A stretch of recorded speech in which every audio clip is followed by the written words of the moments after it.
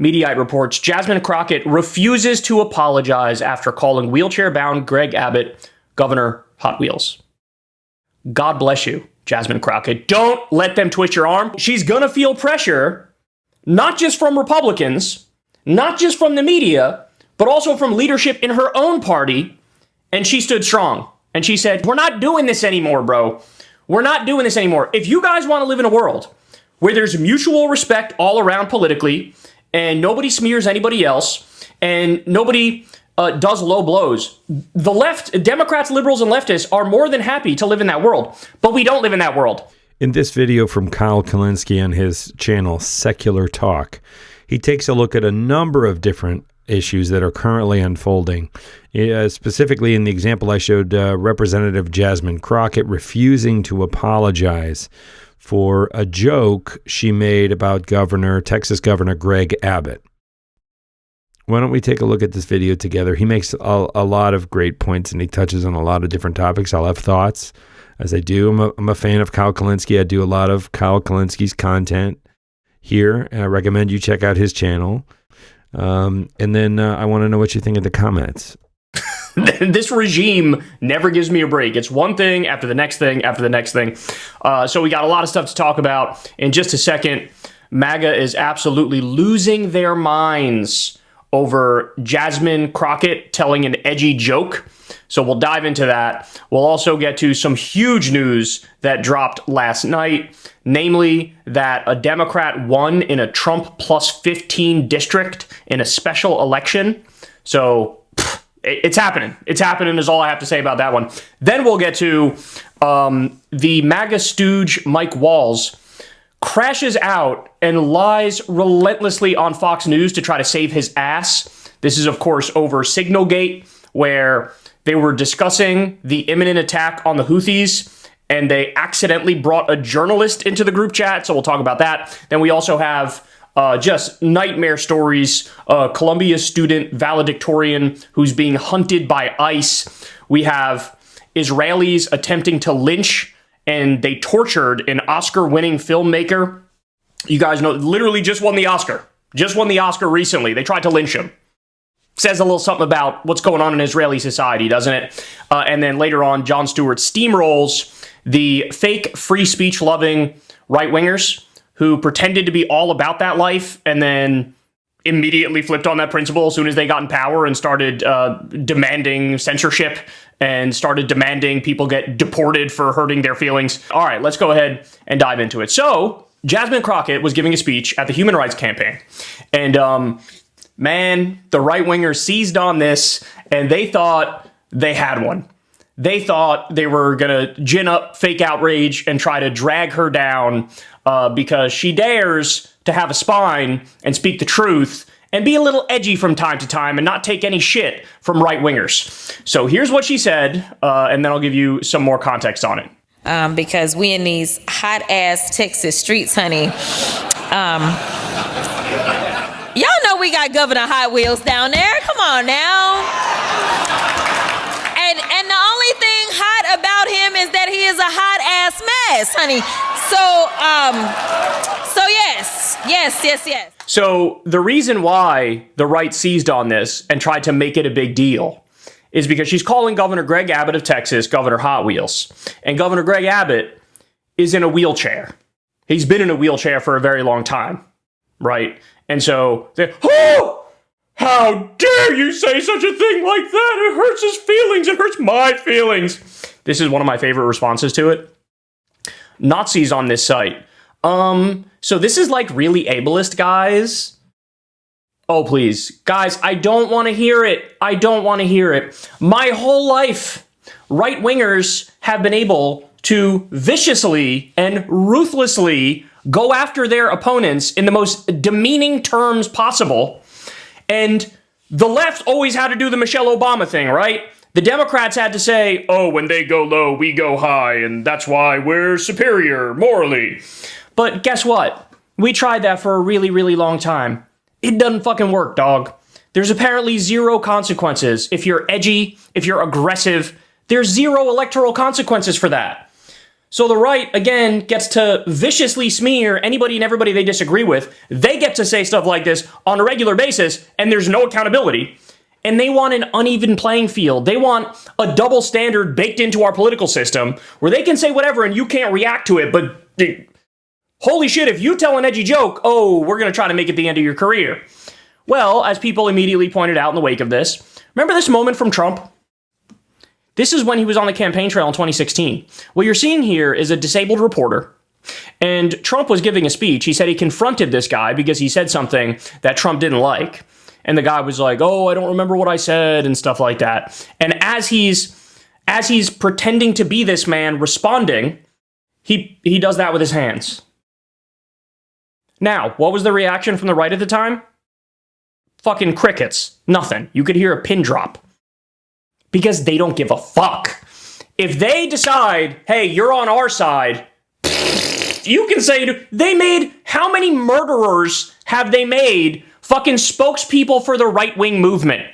They did it with George Zimmerman. They did it with Kyle Rittenhouse. Even if you think, hey, Kyle Rittenhouse, it was definitely self-defense, etc., it's one thing to have that position. It's a totally separate thing to say, and now I want to elevate him to a prominent leadership position in right-wing politics. That says something really bad about you guys. So we have to live in a world where you can elevate killers because they killed the people you don't like, but Jasmine Crockett can't make an edgy joke.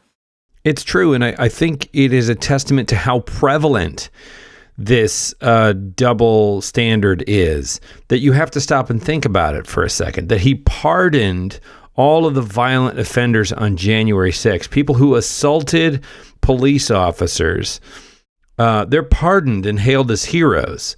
But the second someone makes a joke, a tonally questionable or edgy joke, it's the pearls are being clutched. And, the calls aren't just for like apologize. Depending on your situation, it's you should resign or you should be deported or you should, if you're a judge, you should be impeached, right? I mean, it's bizarro world. Well, here's another one. Our favorite dumbass pundit, Batya Ungar Sargon, who's been going around saying, I'm a MAGA lefty, which is not a thing. She made it up. She's grifting, trying to be popular with those people. She comes out and says, when Texas Governor Greg Abbott was 26, he was paralyzed from the waist down. Rather than give up, he spent his life in public service to this nation. From his wheelchair, I am gobsmacked that a Congress member would mock his disability at a human rights campaign event, no less. I'm so angry. Poop face. How dare you say these things? I like this response from David Griscom. After Abbott was paralyzed, he received a multi-million-dollar settlement suing the tree company responsible for his injury. As Attorney General, he campaigned to cap damages Texans could receive from similar lawsuits. Do you understand that? He's trying to make it so other people in his position who got paralyzed because of some horrible decision from some company, cutting corners, not caring about safety, etc. Now, if that were to happen to somebody, Greg Abbott made it so, oh, you're not going to be able to get nearly as much money as I got because I capped the damages. I'm on the side of the companies that paralyzed you. That's what this is. And we're supposed to be angry. We're supposed to be outraged at Jasmine Crockett for making a fucking joke. What happened? I thought comedy was legal. This was the right. Oh, bro, the left doesn't like comedy, bro. They try to censor everybody. They try to shut comedy down, bro. Well, guess what, bro? Comedy's illegal again on Twitter, bro. And then the second, it's a lefty making a joke. Oh, please shut up. We don't like it. So MAGA took a break from illegally bombing countries and tanking the economy and shredding the Constitution and due process. They took a break from those things in order to bitch and whine and moan about a joke they didn't like. Okay, I got more for you. Mediaite reports Jasmine Crockett refuses to apologize after calling wheelchair-bound Greg Abbott Governor Hot Wheels.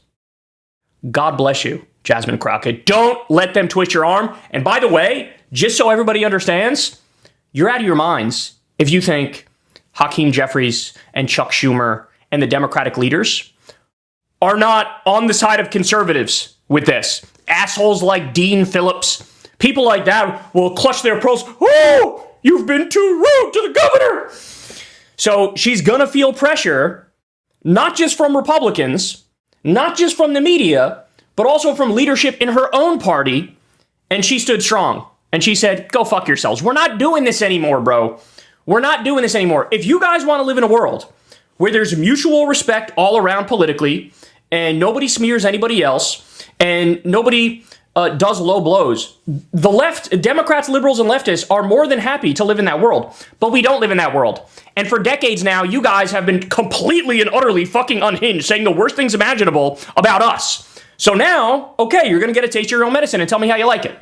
Now, by the way, when you get into the specifics, I actually find this really funny because this moment is kind of Trumpian, if we're being honest. So when somebody brings up to Jasmine Crockett, like, oh, you know, hey, do you apologize for that? That was sort of fucked up. She says, I wasn't thinking about the governor's condition. I was thinking about the planes, trains, and automobiles he used to transfer migrants into communities led by black mayors, deliberately stoking tension and fear amongst the most vulnerable.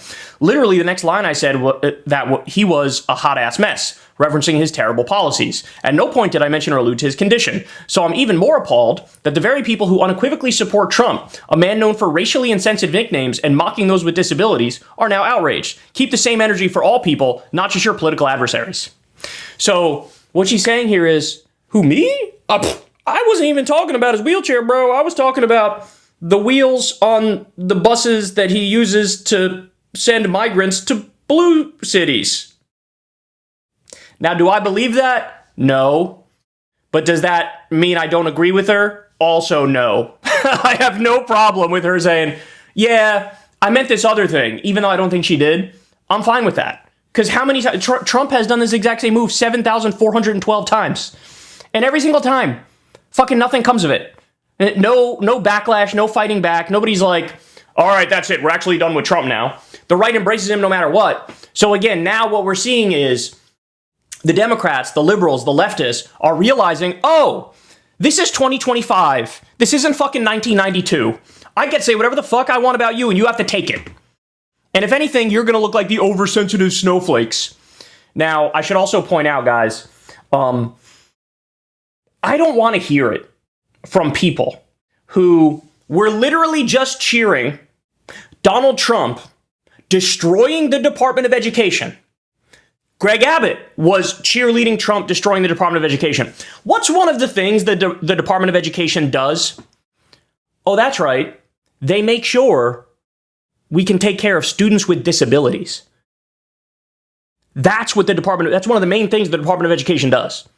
Trump is literally trying to abolish it. He's in the process of abolishing it. So you don't get to fucking throw under the bus every disabled child in this country, and then you get mad when one of the leaders of the anti-disability movement gets made fun of and called a mean joke, right? So, Jesus Christ, I got to give you one more because this brought a smile to my face. Quad Carl is a quadriplegic guy who is pretty political and he doesn't like Trump. And he basically came out and said, hey, everybody shut the fuck up. You don't speak on behalf of quadriplegics and paraplegics. I support you ruthlessly mocking this asshole.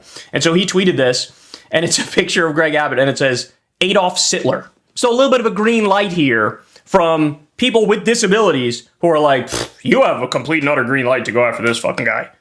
Fuck this guy and the horse he rode in on. By the way, just to prove the point how horrible this man is, I'll give you one example. There's a bill that they passed in Texas named the Death Star bill. They didn't name it that. That's the opposition's way of labeling it. And the reason the opposition says this is the Death Star bill that you guys just passed is because what it does is it makes it so that the Texas state government basically strips the sovereignty of the city and local governments. And it says, hey, for every county, every city, every town, every locality in Texas, if you guys decide, I want to raise the minimum wage, if you guys decide, I want to make sure that we have extreme heat work breaks so people can survive and they don't fucking pass out from being in the heat and have heat stroke. If you want any sort of environmental regulations, labor regulations, safety regulations, higher wages, etc., what it says is all of the city and local laws we're wiping them out. You're not allowed to do that. So if you want a higher minimum wage in one of the cities, wrong. You can't do that. We are mandating that you have to have a lower minimum wage. We're not allowing you to put extreme heat work breaks on the books. They call it the Death Star law because it basically wipes out the ability of city governments and local governments to basically be better than the state government. It tries to handcuff them.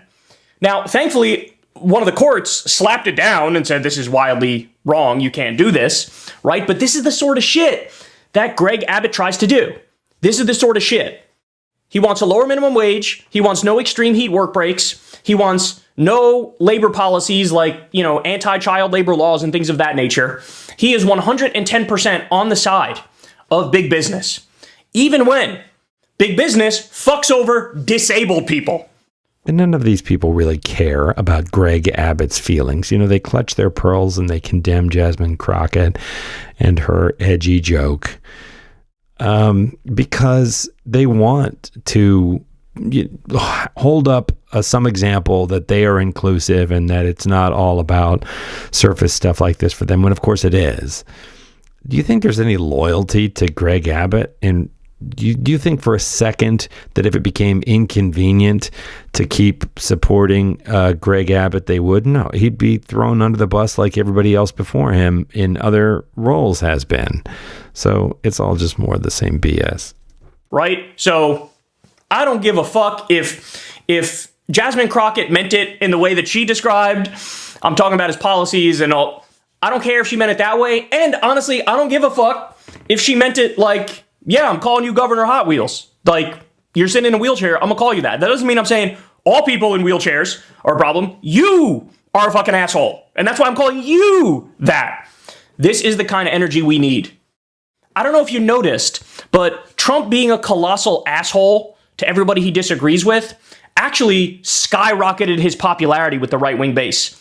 Maybe it's time the Democratic side and liberals and leftists learn from that. This is a mean era.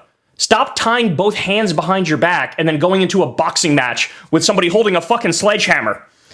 How about you untie your hands and you grab two sledgehammers, right? This is the world we're in right now. Gotta wake up, gotta adjust to the reality, and gotta move forward. And Jasmine Crockett did it. And I'm gonna say it again, Jasmine, hold the line. Because this is fake outrage. This is fake outrage.